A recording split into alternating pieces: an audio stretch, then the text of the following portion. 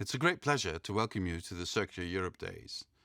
We stand at a pivotal moment in the fight against the climate and biodiversity crises that, without any exaggeration, pose a threat to our very survival. These crises are caused by the way we use our planet and its resources.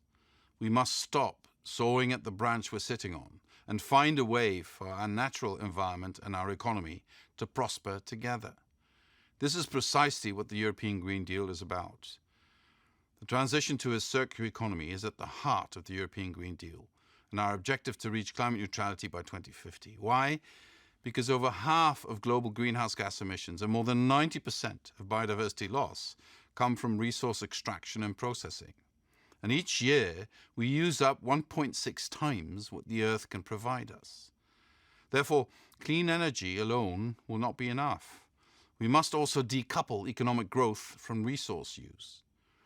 Last year's Circular Gap report showed that by doubling circularity, we could shrink global greenhouse gas emissions by 39% and cut virgin resource use by 28% in the next 10 years. But to get there, we must profoundly change our production and consumption patterns. We need to reduce primary resource use and invest in circular business models, service-based models, sharing economy, reverse logistics, to name a few. We also need to ensure that our products change. We need durable, reusable, and repairable products.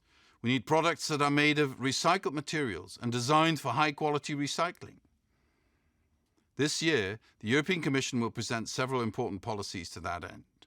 We will present the European Sustainable Products legislation to ensure that products on the EU market respect the highest sustainability standards.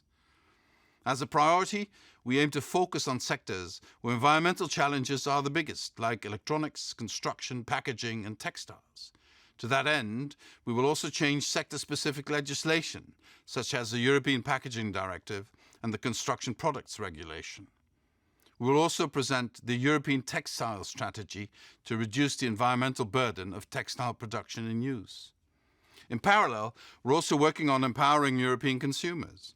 Consumers must get more complete and trustworthy environmental information, protection against greenwashing, and new rights such as the right to repair products. Next to that, we will strengthen our waste policy. A well-functioning European market for the highest quality recycled materials can make recycled in the EU a global benchmark and create jobs while reducing our dependency on primary raw materials. But top-down policies alone will not do the trick. The European Circular Economy Stakeholder Platform, with all of you, is a great example of how a vibrant community can develop circular solutions together, transferring knowledge, sharing your experience and creativity, and connecting organizations, both big and small. But likewise, Europeans alone cannot make the transition happen. We need the entire world on board. With this expo, the Circular Europe Days are stepping into the global arena, showing the rest of the world the way to go. I want to thank all of you for all your efforts. I wish you exciting and fruitful days and all the very best for 2022. Thank you.